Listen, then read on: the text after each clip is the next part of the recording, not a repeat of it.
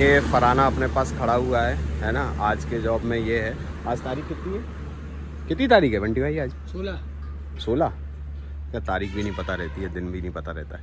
तो इसकी क्या है, जो नीचे वाली पेन है ना वो सीज हो गई, वो निकल नहीं रही, ऊपर वाली निकल गई। तो वो मैंने स्पेयर पार्ट सप्लायर को भेज दिया है सैंपल। और ये अभी जो L&T केस की अपने पास KPC आई है और इसका स्विंग टावर आया है, ये टूट गया है तो मैं इसको भी जोड़ रहा हूँ, है ना। तो ये उस तरीके का एग्जैक्टली कास्ट आयरन नहीं रहता है ना। ये फोर्ज कास्ट स्टील रहता है ना। फोर्ज नहीं रहता है, कास्ट स्टील रहता है। तो इसमें थोड़े से इलेक्ट्रोड अलग तरीके से चलते हैं और कई बार ये वेल्डेबल होता है, कई बार नहीं होता है। तो अभी तो क्या टेस्ट चल रहा है कि वेल्ड हो पा रहा है या नहीं हो पा रहा है ना। तो और जॉब में ये भी है कि अभी तो मैं इसमें रीबोर कर चुका हूँ। ये रीबोर हो गया है कनेक्टिंग, तो ये अभी उतरेगा। क्योंकि क्या है, आज ये बकेट है ना जो कोबेल्को का, आज उसका डिस्पैच है, वो इस वाले डंपर में जाएगा। ये वाली महिंद्रा हो गई, इनके कस्टमर अभी लेने नहीं आए, उनका फंड्स का कुछ इशू है। और ये जो रॉक ब्रेकर आया है ये कंप्लीट नहीं हो पा रहा है क्योंकि इसके दोनों साइड के लॉक करने वाले बिस्किट फंस गए हैं, वो निकल नहीं रहे। तो आज मैं ट्राई करूँगा इसको करने का, तो हो जाए आज तो अच्छी बात है कंप्लीट। और एक चीज़ और है कि ये आया है टूल नया बॉश की इम्पैक्ट, तो ये भी हम इसके काम करने लगे हैं। ठीक है।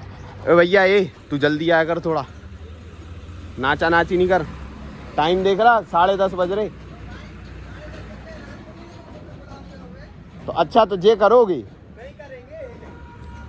तो ये वाला ट्रैक्टर अभी मेरा वाला कंप्लीट हो गया है। इसमें थोड़ा सा इशू ये आया है कि इसका जो चेम्बर है वो नीचे से ऑयल लीक कर रहा है क्योंकि इसका मेरे पास ना पैकिंग किट नहीं आया था। तो पैकिंग किट नहीं आने की वजह से ना, तो हम लोगों ने उसमें RTV जो लगाते हैं एनाबॉन्ड वो लगाई थी, पर उसकी वजह से थोड़ा सा लीकेज है। कोई बात नहीं, वो हम कर लेंगे इसको सही। और देखो अभी मेरे को क्या देखा, मेरे को देखा यहाँ पे इसका रेडिएटर कैप। तो ऐसे मेरे को सामान मिलता रहता है। ये रीबार शेयर मशीन है, इसका भी पंच का काम हो रहा है, देखते हैं। चलो आओ बेटो। तो अभी ये जो मशीन खड़ी है, इसका एक्चुअली क्या था, जो बात हुई थी ना मेरी उन कस्टमर से, तो मेरा थोड़ा सुनने में शायद मेरे को समझने में कुछ दिक्कत हुई, तो मैं समझ नहीं पाया। मेरे को लगा कि वो पूरा फुल बुशिंग के लिए एग्री कर गए हैं, तो मैंने ये मशीन डिसमेंटल करवा दी। लेकिन मशीन डिसमेंटल होनी नहीं थी, तो कस्टमर आए तो वो कह रहे मैंने तो बोला नहीं करने का। तो मैंने कहा सॉरी, कोई बात नहीं, मैं दोबारा फिटिंग कर देता हूँ। तो पर वो बोले कि अभी इसके काम करो, अगर खुली गई है तो इसकी जैक है 4, उनकी सीलें बदल दो। तो वो मैं बदल रहा हूँ। ठीक है। तो ये मशीन मैंने लगा ली इसकी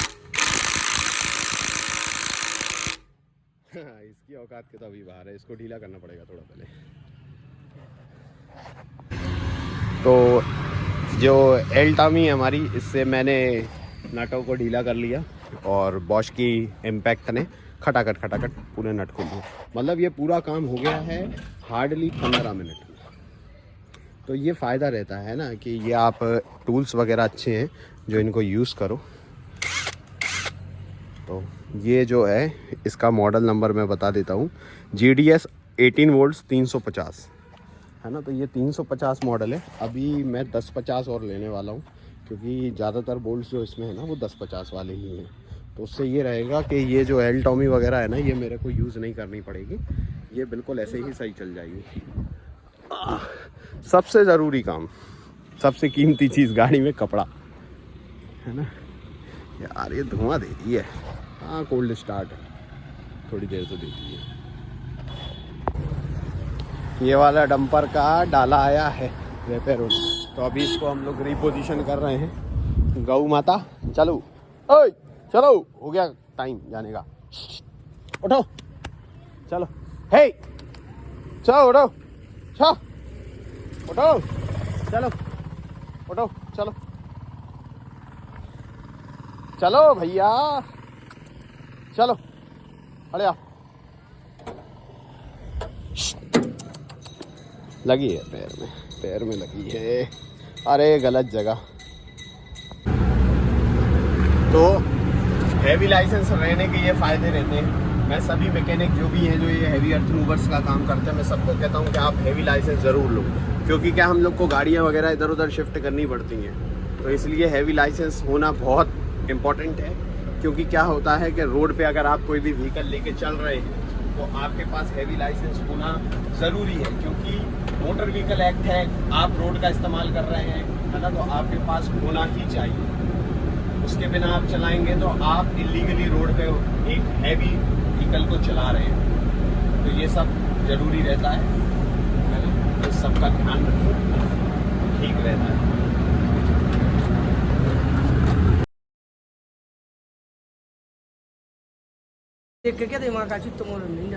ऑनलाइन बुराई करो, ऑनलाइन आओ जी। क्या कर रहे जी? गाड़ी की चाय मांग रहे कि खाना खाया जी। इसकी पेने काट दी हमने, ये गिरा रहे हैं नीचे, है ना। चलो सनी आगे बढ़ाओ गाड़ी। राधे भैया, ये इंतजार में बैठे हैं, डमर किन का पकड़ जा रहा है।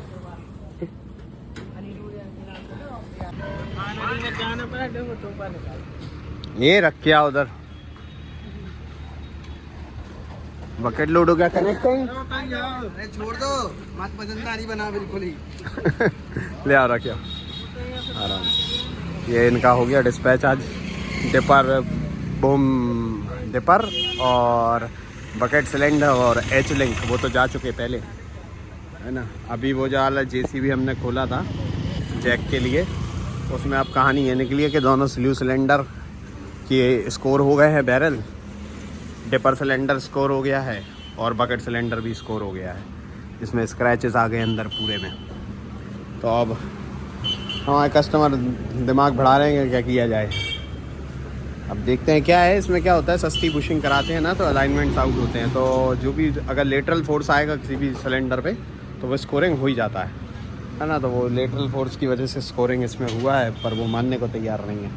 तो क्या होता है कि हम लोग भी काम कर रहे हैं बहुत साल से, हम लोग को भी आइडिया रहता है ना, मेरे को भी आइडिया होता आता है कि क्या चीज़ चलेगी क्या नहीं चलेगी। देखते हैं अब क्या डिसीजन होता है।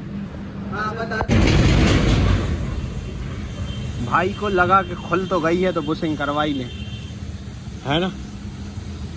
बुशिंग हो रही है, डाले का काम लग गया है, गाड़ी खड़ी है, कटिंग चल रही है। प्लेट इतनी टेढ़ी हो गई थी कि हमने कहा लगे लगे में तो सीधी होगी नहीं, तो एक स्क्वायर पीस काट के निकाल लेंगे, प्रेस पे सीधा करेंगे और वापस वेल्डिंग कर देंगे। नीचे आग लग रही बंटी भाई, इसमें कुछ पड़ा है देखना।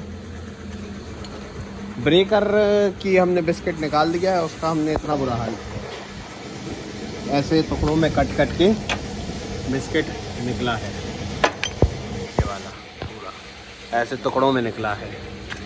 हो जाता है, सस्ता माल खरीदें तो रोना तो पड़ेगा ही, कोई चक्कर नहीं। प्रभात अभी काट रहा है डाला, अब हम लोग ट्रैक्टर स्पीक कर रहे हैं अपने ट्रैक्टर की फिटिंग। ट्रैक्टर का अभी काम चालू हो गया, ये हम अब इसका जो हाइड्रे वाला आगे क्रेन अटैचमेंट है वो पूरा कर रहे हैं। तो इसमें कैसा सिस्टम है, ये आगे यहाँ बम्पर से अटैच है, यहाँ नीचे इसमें लगा हुआ है, देखो आप बेल हाउसिंग में, ये नीचे ड्रॉप ना हो। फिर पीछे आओ तो ये यहाँ हिच में लगा हुआ है, ये 4 बोल्टों से यहाँ हिच में लगा, और फिर इस पर काउंटर वेट लगता है। काउंटर वेट अभी मैंने वहाँ रखा हुआ है, ये वाला सनी पूरा सामान इसके अंदर रख लो, है ना। कूलेंट डाल ही लिया, लीकेज अब तो नहीं हो रहा ना, नहीं अब नहीं हो रहा हल्का फुल्का। अच्छा वो तो यहीं कसा था ना, नट तो यहीं टाइट करा था, ठीक है।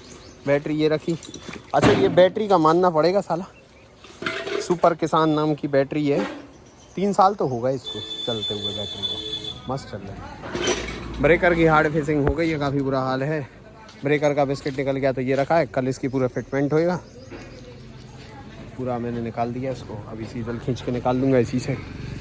क्या है, इस ट्रैक्टर के बिना इसको फिट करना बहुत मुश्किल है, क्योंकि क्या है जेसीबी का बूम उतर रहा है, वो परेशान कर रहा है। तो डाले का ये वाला सेक्शन पूरा काट के निकाल लिया है, और वह भी प्रेस पे सीधा हो रहा था। डंपरों के डालों को करने का ना हम लोग का अपना अपना, सबका देखो अपना अपना स्टाइल होता है ना। तो हमारा स्टाइल क्या है कि जैसे इसका जो शीट है वो बहुत आड़ा टेढ़ा हो गया था, तो यहीं ठोक के सीधा करें तो वो क्या है, वो बहुत ज़्यादा टाइम कंज्यूमिंग और बहुत ज़्यादा मेहनत उसमें लग जाती। तो क्या कराया, इसको प्लाज्मा से कटिंग करके वो प्रेस पे देखो आप जो हमारी मोटराइज प्रेस है उस पर पूरे उसको सीधा कर देंगे, सीधा ला के यहाँ इस पर वापस यहीं पे जो वेल्ड कर देंगे। तो इस तरीके से काम हो जाता है, थोड़ा इजीली भी होता है ना, और काफ़ी ठीक भी रहता है ना। क्या तरीके से काम कर लो, फटाफट हो जाता है, जल्दी हो जाता है, फालतू का हैसल नहीं होता किसी भी चीज़ को लेकर। तो ट्रैक्टर पूरा असेंबल हो गया। इसको मैंने वर्किंग टेम्परेचर तक 2 घंटे करीब लगाया और 2 घंटे तक चल के वर्किंग टेम्परेचर 80 पे पहुंच गया है ना। उसके बाद इसका थर्मोस्टेट वाल्व काम करने लगा। तो उस तब तक इसके रिंग सीज नहीं हुए और इसको कोई भी बैक कंप्रेशर नहीं था। तो वो मैं अभी आपको स्टार्ट करके दिखाता हूँ।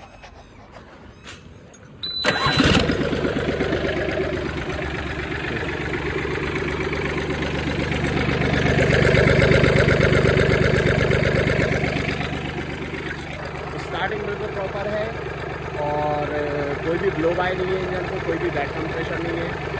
और अभी मैं इससे काफ़ी लोडिंग वोडिंग करके मैंने काफ़ी सामान इधर उधर कर लिया, इससे फुल लोड पे भी चला लिया। तो इसका मतलब जो मैंने एंड गैप रखा वो बिल्कुल ठीक था। तो देखिए इंजीनियरिंग का जो काम है ना वो अंदाजे पे नहीं चलता, वो चलता है टोटल कैलकुलेशन पे। तो जो 76 mm का कैलकुलेशन बैठ रहा था वो बैठ रहा था 0.35 से लेके 0.50 mm तक। तो उतना ही मैंने रखा और बिल्कुल प्रॉपर आया। तो मिनिमम 0.35 था, तो मैंने 0.35 ही रखा, क्योंकि चलते चलते ना फिर वो 50 तक जाएगा, उसके बाद फिर इसमें बैक आना शुरू होगा। तो अब देखिए प्रॉपर स्टार्ट है, बढ़िया काम कर रहा है, एक नंबर। तो अभी इसकी कल वॉशिंग होगी और इसके ऊपर इसका बॉनेट वगैरह जो है वो सब लगा दिया जाएगा। आज के लिए इतना ही, कल देखते हैं कल क्या है करने को, है ना। बाय कर दो, बाय बाय कर दो, bye. Okay, thanks for watching.